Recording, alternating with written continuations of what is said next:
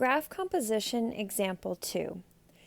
For this example, instead of using tables, we are going to use graphs.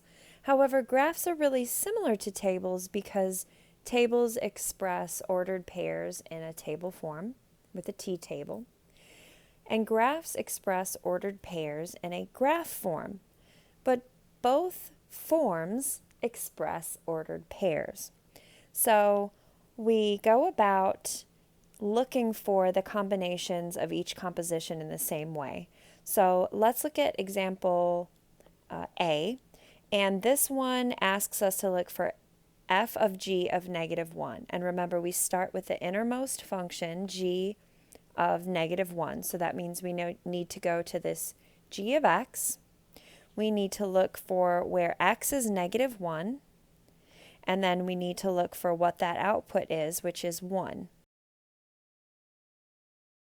So now we can look to our f of x graph, and we can find the input of 1,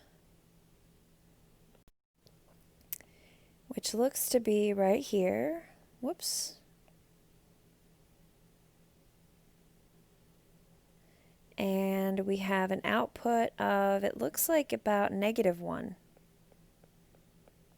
It's not clearly marked here, but you can tell that that's where it is. So we have -1 for our final output. And we can do the same thing for B. So we just understand that we start with g of 0, which is going to be here. And the output is 3. So we're looking for f of 3. So then we come over here to our other graph and we look for where our output or input is 3, and then our output is 7. So our final answer here is 7. For example C, we have to do the opposite. So instead of starting with the graph G, we're going to start with the graph F because that's our innermost function here. So here we have to start with f of 3, which is going to be 3 with an output of 7. So what we're looking for is g of 7. So we need to go to this graph over here and find 7. And oh my gosh, 7 wasn't on the graph before, but now it magically is.